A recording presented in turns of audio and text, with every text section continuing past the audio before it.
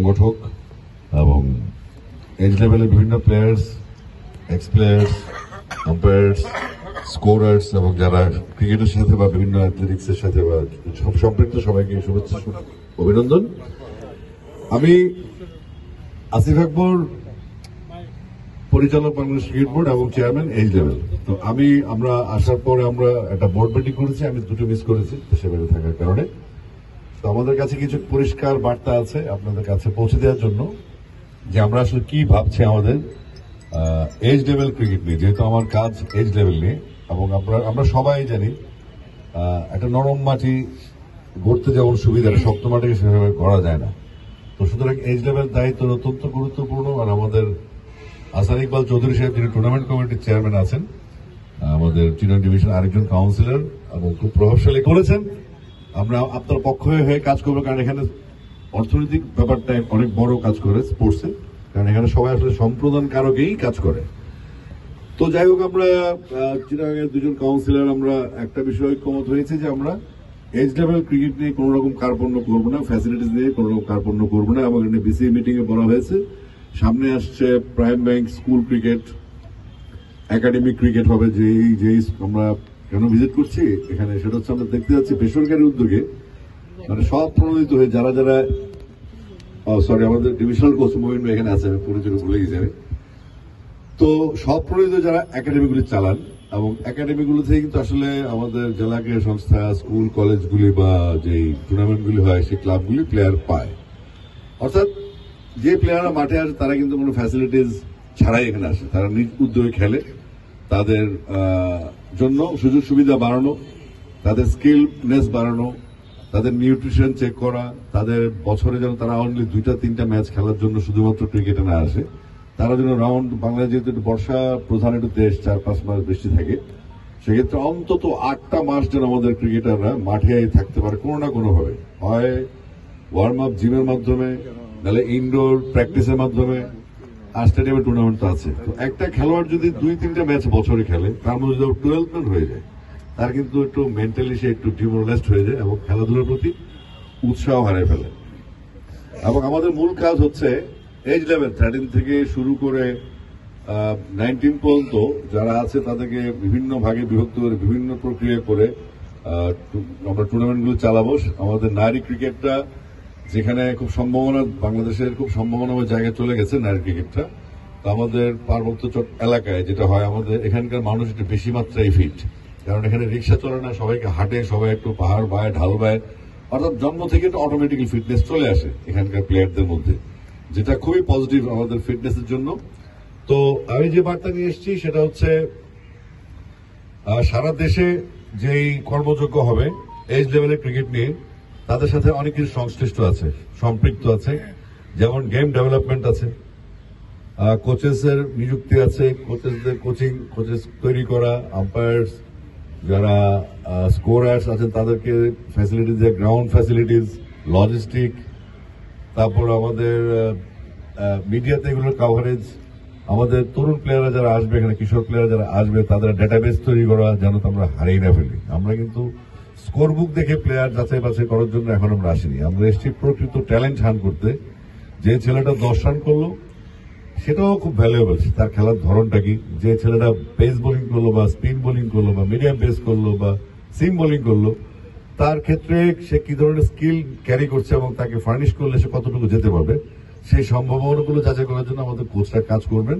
যদি কোচের ঘাটতি থাকে সেখানে কাজ করা হবে। গ্রাউন্ডে সমস্যা থাকলে আমাদের বিসিবি চিফ নিজেই গ্রাউন্ডসের দায়িত্বে আছেন, এবং অলরেডি আমাদের গ্রাউন্ডস এবং কোচেসদের বেতন বাড়ানোর জন্য পদক্ষেপ নেওয়া হয়েছে, এটা খুব দ্রুতই অ্যাপ্লিকেবল হয়ে যাবে।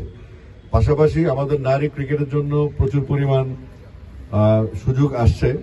আমি এই জন্য রাঙ্গামাটি, খাগড়াছড়ি, বান্দরবান ভিজিট আসার মূল রিজন একটাই, যে আমাদের এই ফিট জেনারেশনকে একটু দূরে যে জেলাগুলি আছে যারা খুব একটা ফ্যাসিলিটিস পায় না, এখানে অনেক কিছু থাকে, ফিজিওর ইস্যু থাকে, বিশেষ করে ম্যাচ খেলার যে ইস্যুগুলি থাকে। একটা প্লেয়ার তো 2-3টা ম্যাচ খেলার জন্য আসলে সারা বছর প্র্যাকটিস করবে না, কদিন পর ডিমোরালাইজড হয়ে যাবে, সে চলে যাবে মাঠ থেকে।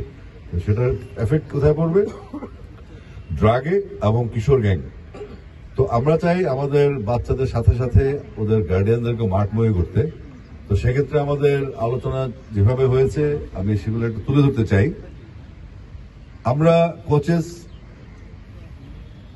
আমাদের গ্রাউন্ডস, আমাদের টুর্নামেন্ট কমিটি, বাচ্চাদের খেলার ইস্যু, তাদের নিউট্রিশন, তাদের এই যে জেলা পর্যায়ে বা টুর্নামেন্টগুলো যেগুলো হবে, একাডেমিগুলো কি হবে, সারা দেশ থেকে আমরা একাডেমি টুর্নামেন্ট করব, স্কুল টুর্নামেন্ট হবে, এটা ছেলে এবং মেয়েদের, এবং স্পেশালি নারী ক্রিকেটের উন্নতির জন্য আমরা একটা প্ল্যান করেছি যে আমরা বিভিন্ন স্কুল টার্গেট করব। এই স্কুলগুলোকে আমরা সরাসরি আমাদের এখানকার যিনি সম্মানিত কাউন্সিলর মহোদয় আছেন ক্রিকেটের, তার মাধ্যমে জেলা ক্রীড়া সংস্থার পক্ষ হয়ে তিনি এটা তদারক করবেন, যেন আমাদের মেয়েদের স্কুলে অন্তত 2 মাস আগে আমরা স্পোর্টস গিয়ার্স গুলো পৌঁছাতে পারি, যেন তারা 2 মাস প্র্যাকটিস করতে পারে, তারা জন্য অভ্যস্ত হয়। ঠিক একইভাবে আমরা এখানকার একাডেমি এবং যে ক্লাবগুলি আছে তাদেরকে আমরা ক্রিকেট গিয়ার দেওয়ার জন্য ওইভাবে প্রস্তুতি নিচ্ছি। পাশাপাশি আমাদের প্রায় 100টা সিনথেটিক টার্ফের প্ল্যান হয়েছে, পার্মানেন্ট, যেটা মাঠের মাঝখানে থাকবে। এটা সিনথেটিক টার্ফের বৈশিষ্ট্য হচ্ছে আপনার এই টার্ফটা 1 ফিট গভীর করে আমরা তুলে নিয়ে এসে এটা সবুজ থাকবে, এটা একসময় ঘাসের সাথে মিলে যাবে। অর্থাৎ 15 বছর 20 বছর মেয়াদে এই টার্ফটাতে আপনি যে কোনো সময় খেলতে পারবেন। অর্থাৎ মাটির যে টার্ফটা, সেই টার্ফটা থাকে না কেন, বর্ষাকাল থাকে, ফুটবল খেলা হয়, ফুটবল অন্যান্য খেলা হয়, উইকেটটা ধরে রাখা খুব মুশকিল হয়ে যায়। তো আমরা প্র্যাকটিসের জন্য, যেহেতু আমাদেরকে ইন্টারন্যাশনাল লেভেলে ম্যাচের জন্য প্রস্তুতি নিতে হবে, এজ লেভেল থেকে সেটাকে প্রিপেয়ার করতে হবে। তো আমরা synthetic turf, practice turf, already বান্দরবানের কাজ শুরু হয়েছে, বান্দরবানের প্রজেক্টও হয়ে গেছে। আমরা এখানে আজকে এসেছি আলোচনা করার জন্য যে আমাদের এই 13 to 19 নারী পুরুষ ক্রিকেটের ফ্যাসিলিটিস এবং মাঠ, আমাদের কি পরিমাণ মাঠ এখানে আছে রাঙামাটিতে। এখানে আসলে পার্বত্য এলাকা থাকার কারণে সমতল ভূমির খুব অভাব, কিন্তু আমরা যদি দেখি যে পুলিশ লাইন কিংবা আমাদের সেনানিবাসের মাঝখানে বা বিভিন্ন স্কুল কলেজ যেখানে আছে সেখানে মাঠ থাকে, আমাদের এজ লেভেলে কিন্তু 55 থেকে 60 গজ মাঠ হলেই আমরা 13-15 ম্যাচগুলো করতে পারি। পরবর্তীতে বড় কিছু হলে রাঙামাটি স্টেডিয়াম আসতে পারে। তো আমরা চিন্তা করছি যে জুনিয়র লেভেলে খেলাগুলি ফাইনাল রাউন্ডে আমরা 90 ওভার করে 2 দিনের ম্যাচ খেলাবো, যেন লঙ্গার ভার্সন ক্রিকেটের জন্য আমাদের জেনারেশন প্রস্তুত হতে পারে।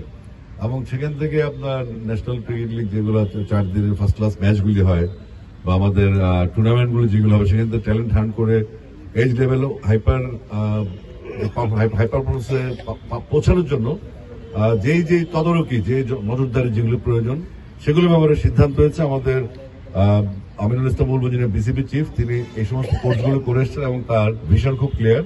এবং আমরা যারা বোর্ডে আছি, আমরা আসলে একটা অনন্য অভিজ্ঞতার মধ্যে আছি। এখানে সবার মধ্যে একটা বিশাল স্পিরিট এবং স্পিড দুটোই লক্ষ্য করা যাচ্ছে। অর্থাৎ বোর্ড একটা নতুন বোর্ডের সম্ভাবনা হচ্ছে।